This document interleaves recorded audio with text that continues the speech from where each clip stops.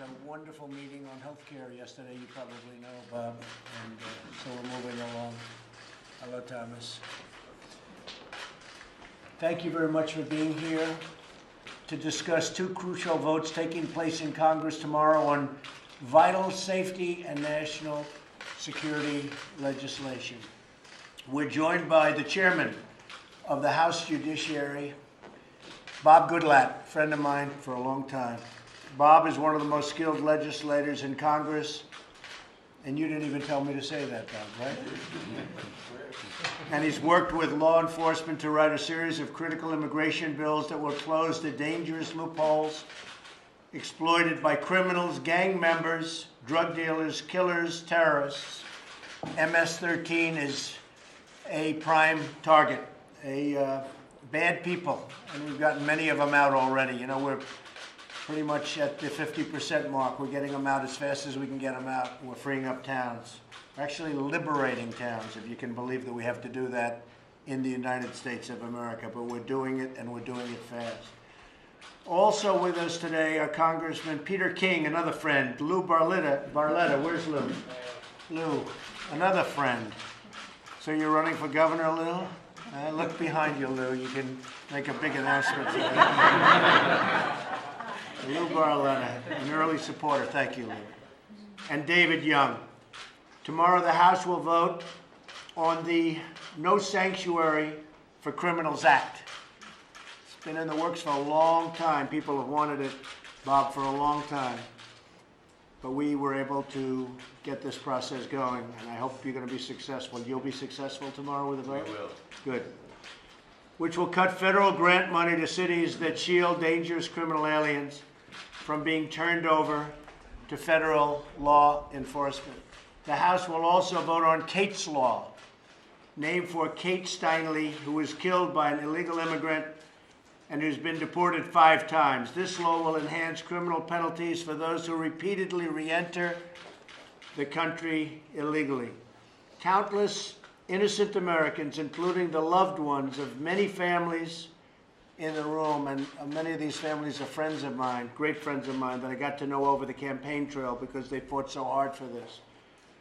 And they're with us. They've had members of their family killed by illegal immigrants and really people with multiple, in some cases, multiple deportations. I'm especially honored to be here with so many courageous families whom I did get to know so well over the past period of time. And here's one right over here, Jamil, a great, great man with a great son, great family. You lost the people that you love because our government refused to enforce our nation's immigration laws, and that's even the existing immigration laws, without new laws. That's existing immigration laws. For years, the pundits, journalists, politicians in Washington refused to hear your voices, but on Election Day 2016, your voices were heard all across the entire world, right? You better believe it. Nobody died in vain, I can tell you. Chairman Goodlatte has produced a package of truly key immigration enforcement bills. We've been waiting for these for a long time, and I want to thank you, Chairman, for doing that. Great job, and it's just perfect. This package includes the Davis-Oliver Act, whose passage I called for nearly a year ago at my inauguration speech and immigration speech, both. The immigration speech taking place in Phoenix, Arizona. The Davis-Oliver Act was named for Detective Michael Davis and Deputy Sheriff Danny Oliver, who were gunned down in the line of duty by an illegal immigrant with a criminal record and 2 prior deportations. And everybody knew this person was big, big trouble, and they begged law enforcement to get him out, and they were unable to do that. They're incredibly brave widows honored, and they're here with us, by the way, and we're honoring them today. And it's honored, where are you, please? The widow. Where is that? Here's someplace. In the back of the room? Thank you. Thank you. We're privileged to be joined by Melissa Melissa? Right here. That's what I thought. Hello, Melissa. Melissa Oliver, and I just want to say that your father was a true hero. You know that. And a great gentleman. And we miss him. You miss him. We miss him. We're calling on all members of Congress to honor grieving American families by passing these life-saving measures in the House, in the Senate, and then sending them to my desk for a very rapid signature. I promise you it will be done quickly. You don't have to wait the mandatory period. It will be very quick, Melissa, in honor of your father and others, okay? And in honor of Jamil. Thank you. It's time to support our police, to protect our families, and to save American lives. And also to start getting smart. So with that, I'd like to ask each of the families invited and some of the folks that I know that, and some I've gotten to know so well, I'd like to start with Jamil to tell just a quick story about how great your son was, perhaps what happened, so that other people can learn by it. And your son was an incredible young man, incredible student and athlete. Tell us about your son, Jamil. Yeah, in 2008, my son Jamil Shaw, we called him Jazz, was murdered by an illegal alien. That was on his third gun charge. He was in the LA County jail, was released without calling ICE. The same day he got out, he was looking for someone black to kill, part of an initiation, and the Mexican mafia had put out a directive, they said, and he was acting that out in my neighborhood. My son walking down the street, and he shot him dead in the street, shot him in the stomach, and then shot him in the head. And he was a good kid, never been in trouble, was in no gangs, never been arrested, never suspended from school. He was 3-time MVP in football, player of the year. He had a chance to go to the Olympics. That's what they said, you know, because he was really fast. He was running the 220, the 100, the 400 relay, the 440 relay, and the long jump. So he was living the dream. That was our dream, you know, and it was squashed out. And just thank you for Trump and Bob Goodlatte for doing what you guys are doing. We really appreciate it in LA, even though you don't hear about it in LA because, but a lot of people in LA support you guys 100%. Thank you, Jamil. Yep. And Jamil's son was applying to top colleges on a football scholarship. He was a great quarterback, and he was an excellent student. Yeah. And we miss him. Thank you. We miss him. Laura? Yes, thank you. My name is Laura Wilkerson, and my son Joshua was 18 years old. And in November of 2010, he was systematically tortured, brutally beaten, murdered, and then his body set on fire after death from somebody who shouldn't have been in this country. Josh was a good kid. He was just about to graduate high school, had talked about going into the service, the Air Force, like his older brother was in. He was just learning about life and loving and living. He was very kind, soft-spoken, compassionate. He was giving this kid a ride home, which is something we taught him to do, to show compassion for other people. And that's what he was doing, and this kid intentionally murdered him and set him on fire because he wanted Joshua's truck. This is not about politics. This is about safety, American safety for people. That's all it's about. Both parties should be on board with this. There shouldn't be any objection to it. Thank you so much for what you're doing. You know, as a mom, that day Josh died, I was looking for him, searching for him because he was out of pocket for a few minutes. And at the time he was being slaughtered, I was calling his cell phone, and I always will wonder, did he hear that phone ring in his pocket? Did he feel it? Did he know his mom was looking for him the minute he was leaving this earth? And you don't want any other families to have to endure this. It's about public safety. Thank you. Thank you very much. Thank you. My name is Julie Govach, and our son Spencer was 25 when he was murdered.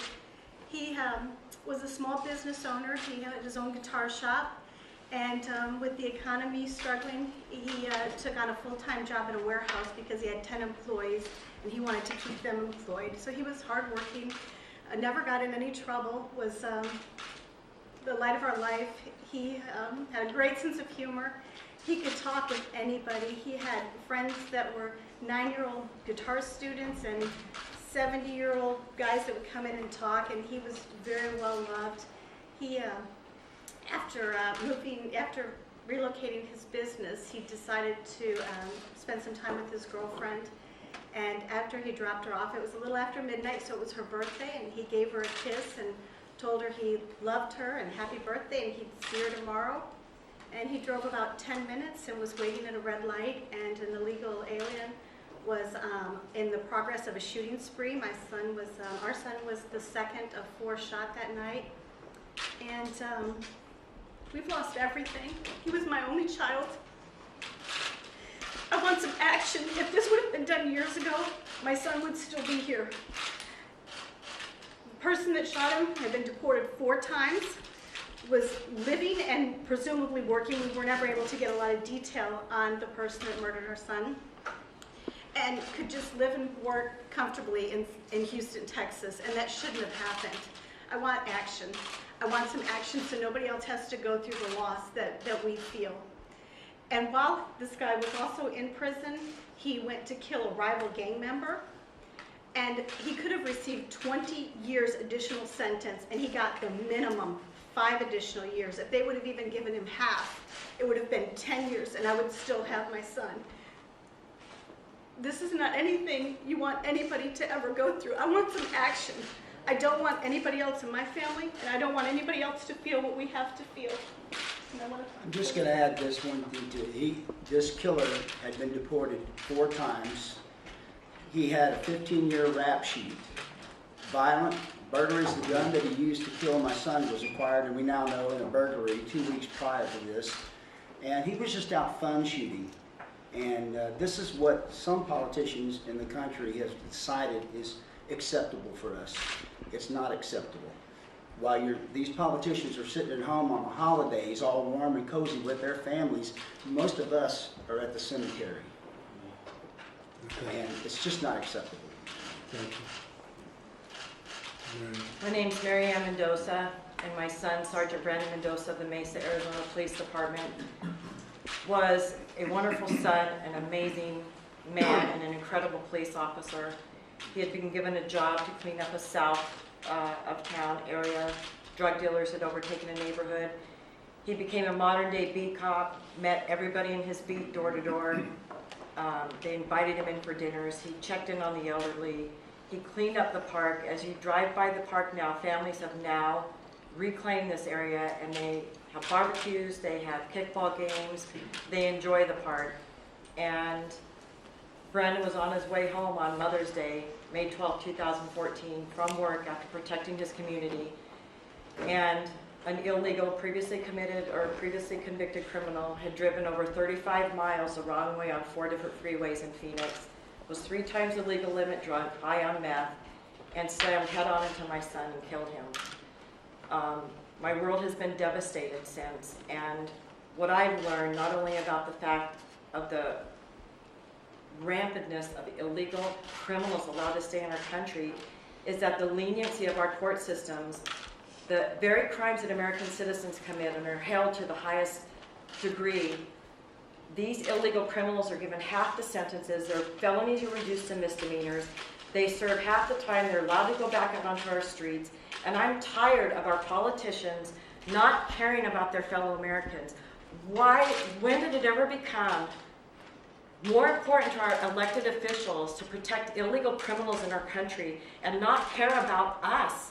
Any of you. This could happen to any of you in the blink of an eye. And I'm thankful that we have a president who has brought this to the forefront and made people aware of it.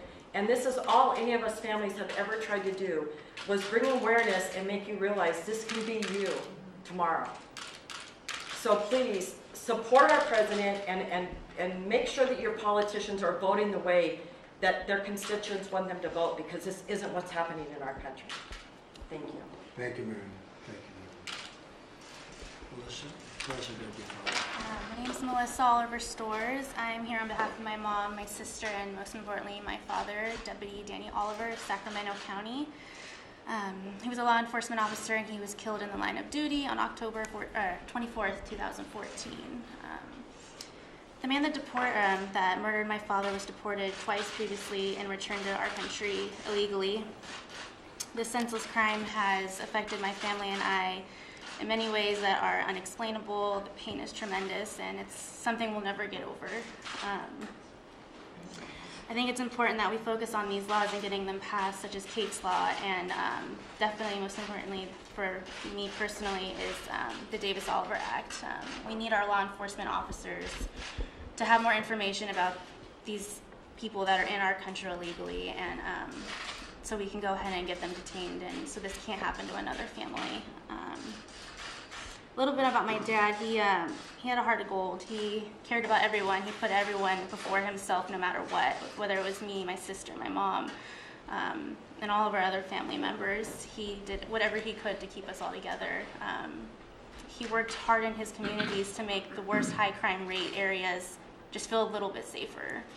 He did everything he could, and there's communities out there that still think of him and bring it to our attention that they're still thinking of him.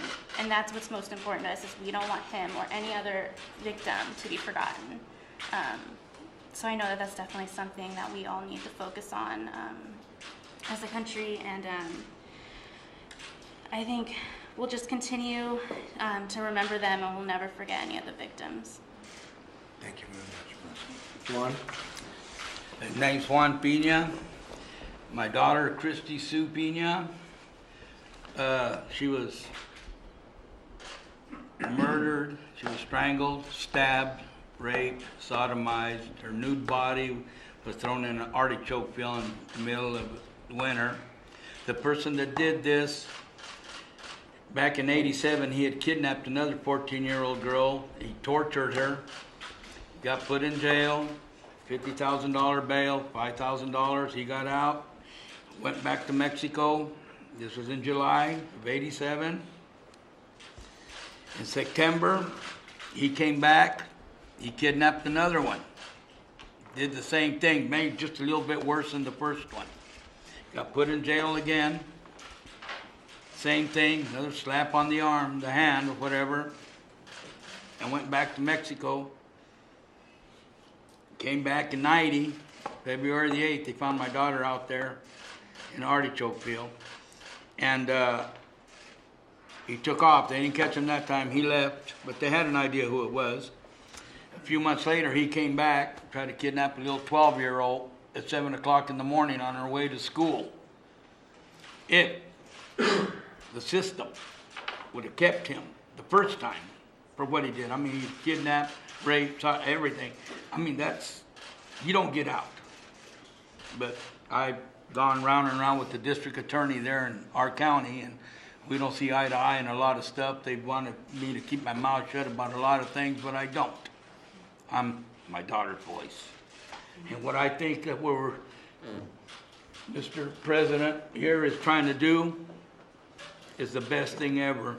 And if you need a pen with a lot of ink, I got one of those too. And I'm all for everything that you do. We gotta put our people safe, just like they said over there. They protect them. That's not right. Americans first. Americans first. And that's not what's happening. Especially, I'm from California, so California, we're fighting. We're fighting, believe me. They're so turned over there. They don't know which way they're going, but they're not going the right way. And they're against us totally, and we got to fight them with everything we got. And we got to get all these bills that he wants passed, got to get them passed soon, not later, now. And I thank you very much. Thank you, Juan. Beautiful. Thank you. Hi, I'm Michelle Root. My daughter Sarah Root was killed January 31st of 2016. She had just graduated from college with a 4.0. She was coming home after celebrating with some friends and stopped at a stoplight, and an illegal alien hit her going 70 plus miles an hour. He was drinking and driving, underage, street racing. He killed my daughter. She was considered brain dead on the 31st, so we always say that was her death date. She was an organ donor because she was such a giver. So her actual death date on her death certificate reads February 4th. because that's when her organs were taken. On February 4th, Ezra Mejia was sentenced with $50,000, not sentenced, made bond, $50,000. He posted $5,000 on February 5th, and he's never been seen since. This happens so often. In 11 weeks after it happened to Sarah in Omaha, Nebraska, it happened to another family. Another illegal alien hit and killed somebody while drinking and driving. I've met some incredible parents throughout all this, and we all agree something has to change. Why do we end up continuously losing someone? Why does nobody listen to us? Why does the death toll have to increase?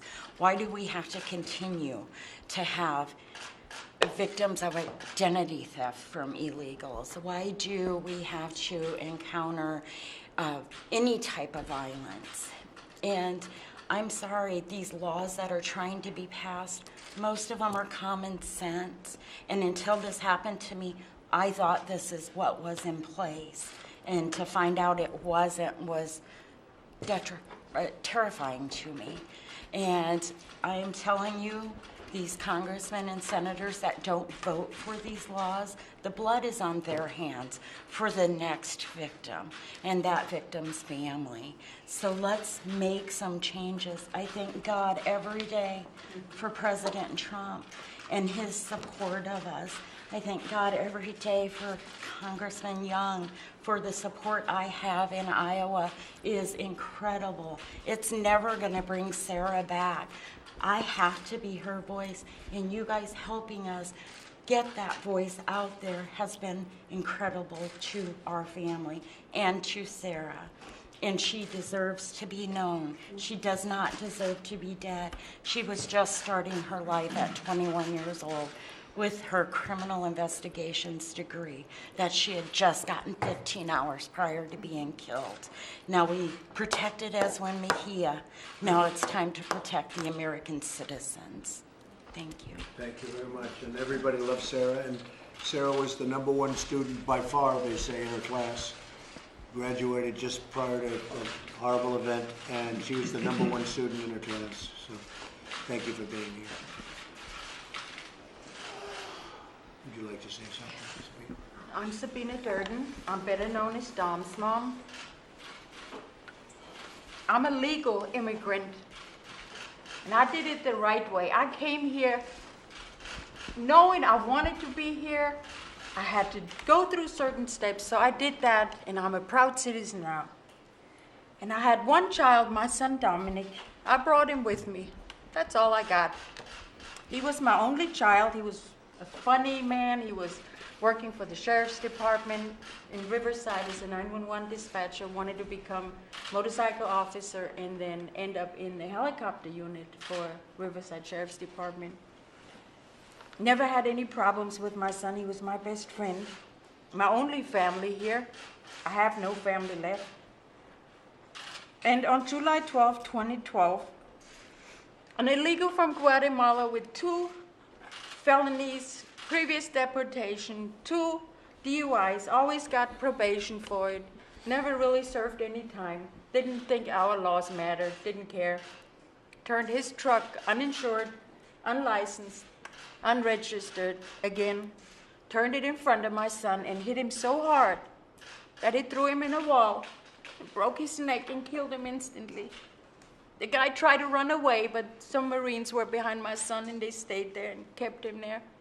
And the first responders were my son's friends. They had to see his mangled body. The judge and the DA told me, don't worry, we got your back, we're gonna fight for Dominic, and told me not to go to trial. They lied to me. So we went in front of a judge that already given the killer a deal, gave him a misdemeanor without gross negligence. And somebody that wasn't supposed to be in this country, that had no right to be here, that had previous chances to leave, to stay out, and they had chances to keep him locked up, received 9 years, 9 months, and 5-year probation. and he served 35 days. If any one of us hurt somebody, steal something, we get more time than that. And Mr. President, since I had no family left, I wanted to commit suicide. My fiance didn't know. I wanted to go. I wanted to be with my son. And on June 16th, when you came down that escalator, and you mentioned those words, illegal immigration, I was walking through my living room and I dropped to my knees. Because it was my little sign from God, you're not doing anything, you stay around. And then a month later, I met you personally in Los Angeles, where you were the only one that ever met with us and became our voice. So you're not only my hero, my president, you are my lifesaver. I wouldn't be here without you. Thank you. Thank you very much. And we need to pass these two laws. They need to be passed in Senate. And I want to end with this. Like Michelle said, anybody who votes against or doesn't vote on these laws that protect your families, your future generations, your grandkids. I have no grandkids. I will never have any. Sign these laws. Protect our people first. Let Americans be first, and don't worry so much about others. Americans first, your children first, their future first. Stop wasting time. Sign these bills, please. Thank you. Thank you. Thank you very much. Okay, thank you all very much. Thank you. Yes, good. Steve, go ahead. I'm Steve Ronnebeck. My son was Grant Ronnebeck. 21 years old. He was killed January 22nd, 2015 by an illegal immigrant while he was working the overnight shift at his convenience store. Grant was killed because he wasn't counting change fast enough for a pack of cigarettes. Grant was just one of the kindest, nicest kids you'll ever meet. Even his customers thought so. The one thing that I think that you, Mr. President, have realized that every one of our children's deaths has been preventable. All the deaths of our loved ones, these are preventable.